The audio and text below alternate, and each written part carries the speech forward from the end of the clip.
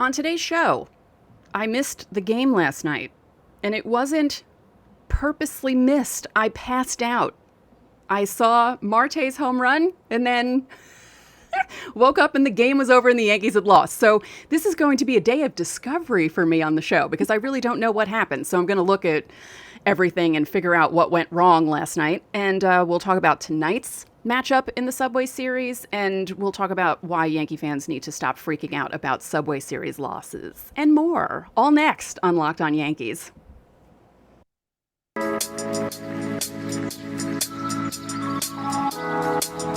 You are Locked On Yankees, your daily New York Yankees podcast. Part of the Locked On Podcast Network, your team every day.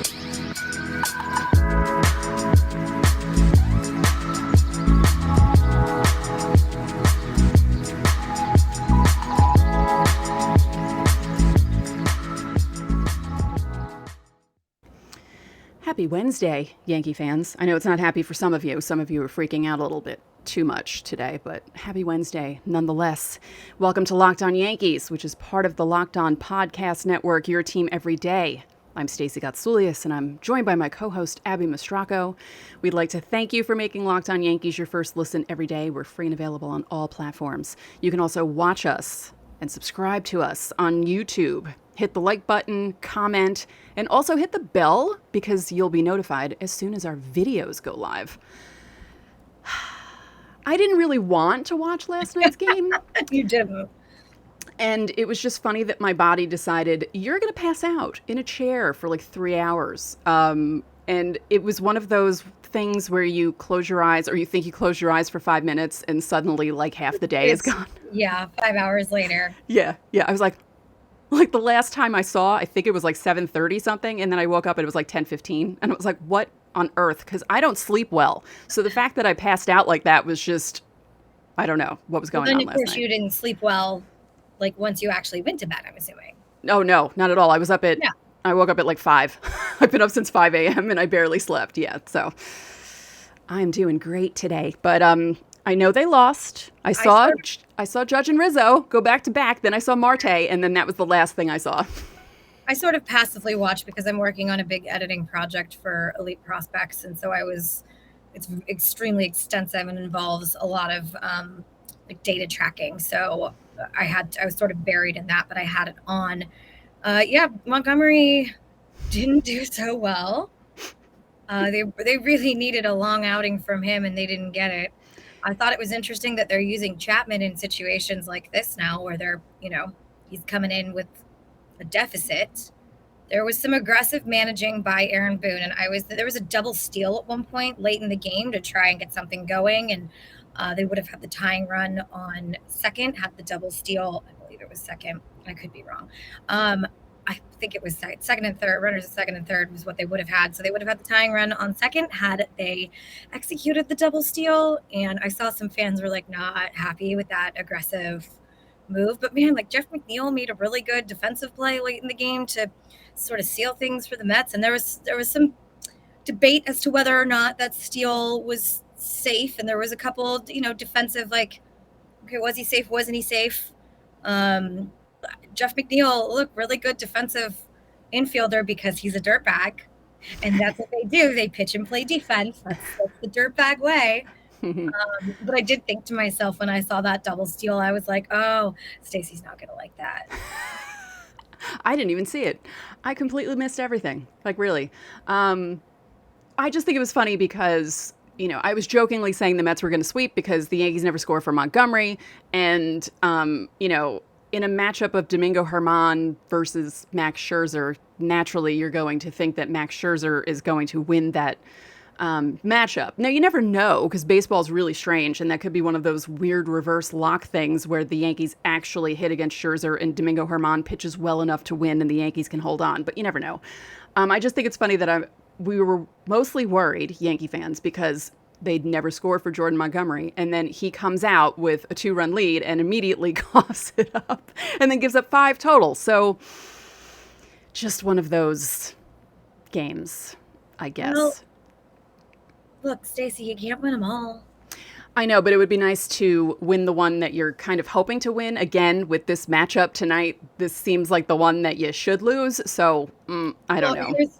I just liked some of the headlines that I was seeing and like some of the just the way that the two different fan bases reacted. Like John Heyman's headline with the Post, or at least his tweet, was like, you know, the little team from Queens shows little brother who's king. And the Mets fans were like, oh, come on, they're the best team in the national, or like in the NL West. Like, what are you doing? And Yankee fans were like, oh, yeah, damn right that they're still the little brother. Like, I just love watching the way that the two fan bases react. That's why I hate this so much. I hate it. Ugh.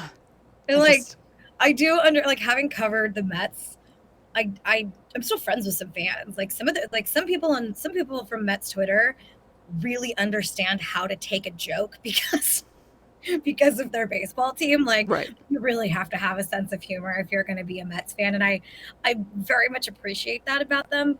But I love the way that they're like, this is the best team in the NL East. Like, they've had a lead. Okay, but like Atlanta's like right there. It's not like they're the Dodgers and they have, you know, won. They're just pulling away in the division. Like, no, this is still a dogfight in the division. Last night's win only moved them 2 games ahead of Atlanta. Meanwhile, the Yankees have an 11.5 game lead in the division. So, like, I get it, Mets fans. I understand that you're like, give the team some respect. And look, there should be some respect attached. But, like, you know, I didn't think that headline was, like, too off base. But the minute I saw it, I was like, oh, I can't wait to see the replies. Yeah. I mean, I have stories of when I worked at NBC. Let's see, because I worked for all 3 teams, the East Coast and West Coast and South, and all the different O&Os that we had. And the West Coast manager, Rich, big Met fan, and he would like to rip me. The head of research one time left a broom in my cubicle because the Mets swept one end of it used to be 6 games. And he used to get to work really early. And my supervisor's like, do you want Stacy to stick this up the other way? Because don't do that. Don't do it. She took the broom out of I didn't even know it was there. She told me later in the day. She's like, yeah, Mike left a broom in I was like, oh, he's lucky. I didn't see that because I either would have hit him with it or, yes, I would have shoved it somewhere by the bristle end because I never did that. There was one year the Yankees swept all 6 games. I was at the last game at the stadium, walking down the old ramps, and this one guy was making up lyrics to New York, New York, under the theme of the Yankees sweeping them. And he was like, goose egg, and he's making up, and everyone in the tunnel is just laughing their asses off at this guy. And it was great. But did I leave a broom in anyone's cubicle? No, I did not. I never did. So it would have been funny. Yeah, that's why I just, I can't, you know. And I know there are Yankee fans who take this way too seriously too, and they drive me crazy. Like, you know, they're acting like, oh my God, they're hemorrhaging. Their lead is only 11.5. And it's like, yeah, okay. Toronto has played 9-1 in their last 10 after playing 1-9 in a previous 10. Like Toronto's being like the Yankees of 2021, where they're like really streaky. The Yankees will be fine. I really feel like this is a July thing. And if they make a move at the deadline and kind of ignite something, like they'll be fine. I think they'll be fine. Okay. Do you want to hear the back page headlines? Sure. I really enjoy these this week. I really enjoy these during the Subway Series. Daily News headline, stand clear as Diaz closes the doors, please. Newsday, City Slickers, but it's spelled like City Field. S-I-T-I, or C-I-T-I. Mm-hmm. And the Post, first responders, Mets answer call quickly after Yanks early salvo to take opener. You know, and the local news guys. I love Bruce Beck. He's a really great dude. I remember him from working at NBC, but he's so overly dramatic about this. And I was watching, I think it was like the 6 o'clock news last night, or maybe the 5, and I was just like, oh, God, I can't wait for this to be over. Thank God it's only 2 games. And it's a midweek series. It's not the weekend. Although tonight's game is on it's on ESPN, but it's not the same as a Sunday night game on ESPN. You know, like the weekday games seem to be different. So But Bruce, the one thing I love about Bruce Beck as a broadcaster is that like he treats every game like it's the World Series or Yeah. like if you want to talk about like, you know, we in sports we love to talk about having a sense of urgency. Bring Bruce Beck into your locker room for a pep talk because Bruce Beck always has a sense of urgency, and I Yeah. love it. It's what makes the broadcast great. Like it's sports, you know, it should be serious, especially in this market. He knows the market, he knows the audience. Every loss is DEFCON 5. The sky is falling in New York. He plays to that. He, you know, but he also like it's entertaining. He Yes. really knows this market and he does it well. And every game is like the most important game that any of these teams have ever played.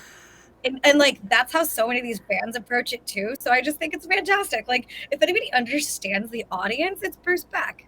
Yeah.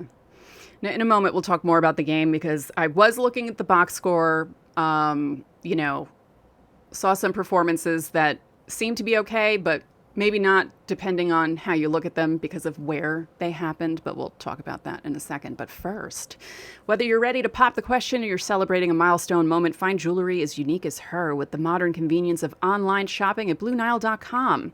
Blue Nile has simple online tools that let you choose the diamond shape, size, and clarity as well as setting style. Their bench jewelers will then handcraft her perfect engagement ring, and each ring is one of a kind.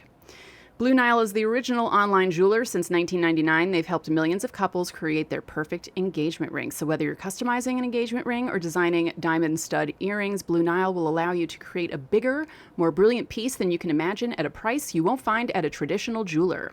If it's not perfect, no problem. There's a 100% satisfaction guarantee, and you can shop stress-free with guaranteed free shipping and returns. And if you need that special purchase fast, in most cases, Blue Nile can deliver overnight.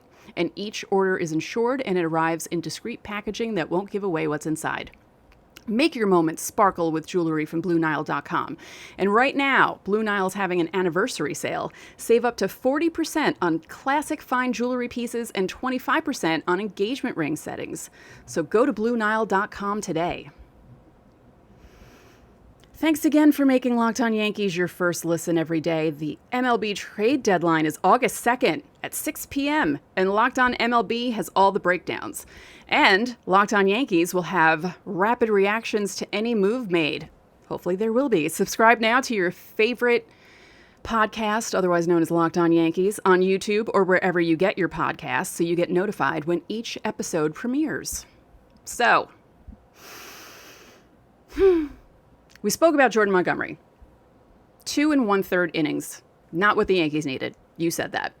So because of that, the Yankees had to put in Rob Marinaccio, who did well, actually. Yeah, 1 2/3 innings, no hits, 1 walk, 2 strikeouts, looked good. He was coming back from that shoulder thing.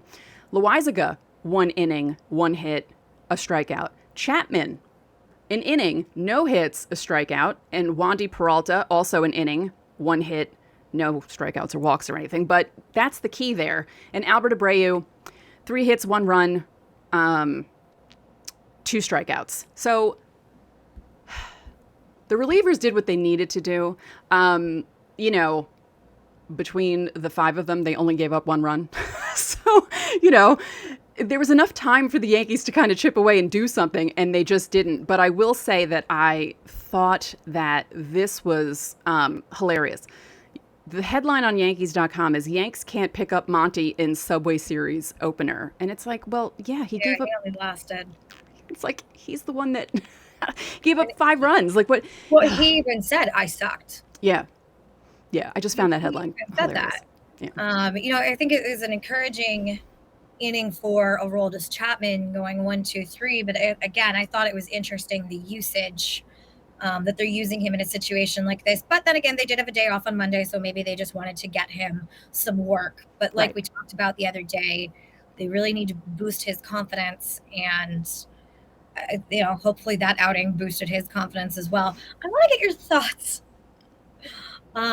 I swear I'm not teeing you up for an angry rant, or maybe I am. Using Joey Gallo to pinch hit instead of IKF in that situation. I think maybe Boone was hoping he would luck into a home run or something because IKF has none, and at least Joey Gallo is in double digits. As little as he hits, he can sometimes hit one out, and maybe he was thinking of doing that, but we all knew what the outcome was going to be. Like, I don't know. I just think he wanted someone with more power, but you know, if you need a hit, IKF does that. It's just he doesn't hit the ball 400 feet for a home run. He hits Power. singles. Yeah. So Did a couple runs there in the eighth. yeah. I don't know. I'm not as angry as I saw a video of some dude on the phone with someone in front of the TV. I saw that video. I saw that TikTok video too. Yeah, I saw that on TikTok and then I saw it on Twitter. You know, such a New York video, really. I mean, he's in a tank top. Uh-huh. You know, in a white tank top. I was just gonna say the wife beater tank top, man. Yeah, screaming in front of a big screen TV, you know, what's phone. Joey Gallo doing? What are they doing? You know, with his thick New York accent. And I was just like, that guy's got to be Italian, first of all. Second of all, it's just, that's a quintessential New York It really is. video. That was amazing. So I'm not as angry as other people, but I can understand. I can understand the anger. And if I had seen that, I probably would have been like, what are you doing? Yeah, I mean, I get it. And I thought Boone had some aggressive moves late in the game to try and get something going. And I'm okay with that. Like, I mean, not that it's, you know, look, I'm not a baseball manager here. I'm not the one calling the shots. And I think it's weird when fans are like, you know, oh, you know, I think you should have done this instead of that. Well, you know, he's the one who's paid to make these moves. Like, you know, he's Right. the one who does this for a living, and like he played baseball and like he played Little League. So, you know. And he grew up with his father playing baseball and coaching baseball and basically has been around baseball since he came out of the womb, literally. Yeah, and like the approach that I always take as a reporter is, sure, I'm going to question moves, like strategic moves that are made. That doesn't mean that I'm questioning them to stir things up and to make the manager feel like he's wrong. I've had this talk with a couple managers. I had this talk with Terry Collins a few years ago. You know, sometimes if I'm saying, well, you know, why did you have a guy bunt off the bench in that situation instead of, you know, bringing in a different pinch hitter who was still on the bench? I don't ask those questions because I think I know better. I'm genuinely just asking because some worked out and some didn't work out. And I'm going to ask about the ones that worked out. But sometimes it gets magnified because we do tend to ask more about the ones that like don't work out. Right. Because when they do work out, we mostly just talk about, you know, the players' performances, that the guy who did hit that pinch hit home run, like what pitch did you see there? Instead of necessarily asking why was the decision to send him in that situation. Right. We do tend to ask more about the players in that situation, but it is something I'm conscious of. And I do try and like ask more about strategic moves, even when things go well. But I think in that situation, like, yeah, Boone should be a little bit aggressive. There's nothing wrong. They're already down a couple runs. The bullpen's giving them a chance to be able to come back. And yeah, you've got, like you said, a singles hitter there, and you've got a power hitter on the bench. The thing is, though, is that maybe Joey Gallo is I think we might have hit a point where Joey Gallo is going to be better off playing somewhere else. Oh, yeah. It's just not working out in this market. Yeah. It's sad to watch because he's a really good guy. And he's a great defender in left field. I mean, really anywhere in the outfield you put him, like, he's a great defender, but it's just hitting a point where it's clear that he's not that New York type of player. And I don't know whether it's the pressure that's gotten to him. I mean, I know last year, like right after the trade, when he wasn't hitting, he was in the batting cages, like talking to himself a lot. And I don't know if that's a thing that he did in Texas or not, because they didn't see him in Texas. I know that that's a thing that he was doing last year. It looked like he was squeezing the bat really tight early last year. Right after that trade. Yeah. It's sometimes a player, we've talked about how difficult it is to play in this market in particular, but sometimes a player just isn't a fit, not even in the market, just on a certain team, like whether it's New York or Cincinnati. Sometimes a change of scenery is beneficial. And I think at this point, Joey Gallo needs a change of scenery. Yeah. Because I mean, I say it all the time. they didn't bring him over here to be the guy, you know? And I thought that would help him because he didn't have the pressure of being the guy like he did for a couple of years on Texas. And I know it's totally different playing in Texas, but there is a pressure to being the one that everyone relies on to be the offense for the team. And coming over to the Yankees, I thought that him and Rizzo coming over together as the two left-handed bats, it would kind of they would help each other balance out. And I don't know, it's just, we're past that. We're way past that point now. You know, I know that I wanted to give him like a solid year, but it's like since the beginning of the season, it hasn't really been working out. And it just makes me sad because I wanted it to work out for him because, I mean, God, it's the perfect, on paper, it's the perfect combination of Joey Gallo being a left-handed hitter, the short porch, all of it. And it just didn't happen. Yeah, that's a bummer. And, you know, I mean, trade deadline's August 2nd coming up really quick because it's July 27th. How did we get here? Oh, by the way, happy birthday, A-Rod. Welcome to 47. It's not bad. We're the same age for 29 days. So happy birthday to you. In a moment, we're going to talk a little bit more about the Subway Series, talk about tonight's matchup, and then we're going to also touch upon the fact that Baltimore is no longer in last place in the AL East. That's something that happened last night. But first, betonline.net is the fastest and easiest way to check in on all your betting needs. Find all your favorite sports and events at the #1 online source for odds, lines, and games. Find reviews and news of every league, including Major League Baseball, NFL, NBA, NHL, combat sports, esports, and even golf. BetOnline continues to be the top online resource for all your sports wagering information. From live in-game betting, sports, and podcasts, they have you covered. Head to BetOnline today or use your mobile device to learn more about the action happening today. BetOnline, where the game starts. Fun fact, it's also Max Scherzer's birthday. Oh. He's nowhere near my age, though. At least I don't think so. He's 38 today. Yeah, no, that's a lot. Which is remarkable that he is still doing this at 38 right now at a time when like so many other guys' arms are falling off. Yeah. Oh, here we go. Okay, the stats are here. Hallelujah. Because, you know, for the past couple of days, the Yankees didn't have Scherzer as the listed pitcher. It was still TBD yesterday, even when I wanted to talk about it. And I was like, hello.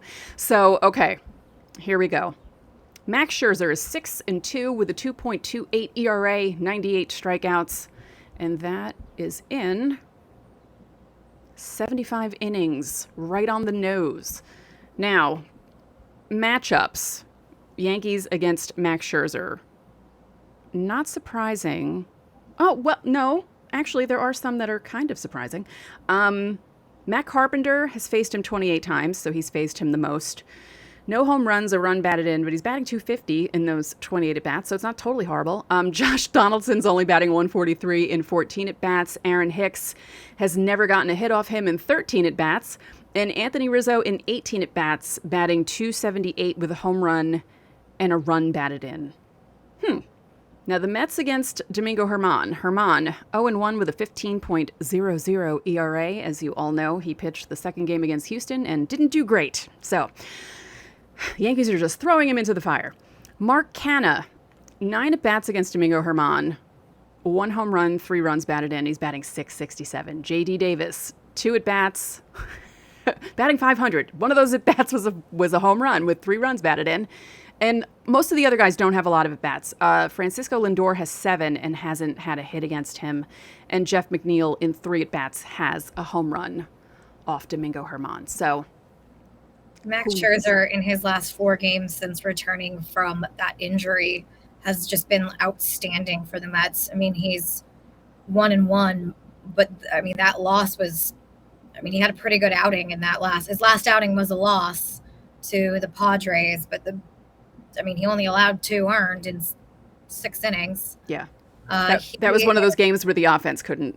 Yeah, the Mets just couldn't give him anything. Yeah. In his last 4 games since he came back from injury, he has a 1.78 ERA in 25 1/3 innings. He is the Max Scherzer that we have come to know and appreciate. We can all appreciate. I'm sorry, Yankee fans, but we can appreciate such a remarkable career, and the fact that at 38 he's still going. My dad has one of those shirts that says "Old Guys Rule." So we can't. I'm only 2 years younger than Max Scherzer. I shouldn't say he's old, but I'm 10 years older. We're not seeing career longevity like this, and we're not seeing a pitcher who's 38 typically is not. He's not an ace, and right now Scherzer's pitching like an ace, and the Mets have DeGrom too, who is the sort of bona fide the staff ace, I guess. Hasn't been this season, but for what Max Scherzer is still doing, and the way that he handled the playoffs last year, he couldn't pitch in with the NLCS because he said his arm was dead. He was injured this year. To come back and be able to do what he's doing right now, and he can. I don't know how much longer he's going to be able to do this, but I don't know. I just really appreciate somebody at 38 who's still doing this. I just think we have to tip our caps to somebody like that. Typically at 38, if you're still going, you were sort of you're like a fifth reliever who's maybe putting up I don't know, a 4 ERA or higher. Right. How many 38-year-olds are doing this right now? Not a lot. Verlander at 39 is the only one I could think of who's doing basically the same. Yeah. Yeah. Although don't get me started on that. They were on that same staff with the Tigers, and I don't trust Verlander as far as I can throw him. I'll tell this story. We have time. A few years back, Justin Verlander tweeted that they should test for steroids every day, every game, every day. And I quote tweeted him with LOL. And then I didn't realize he tweeted me back and said, "Why is this so funny?" Blah, blah. I'm like, do you realize the logistics of having to test every single player in MLB every single day on every single team? MLB is not going to do that. I always feel like the guys who cry about cheating the most are the ones who cheat because, Rafael Palmeiro, I never did steroids, and then he gets popped for steroids how many months later?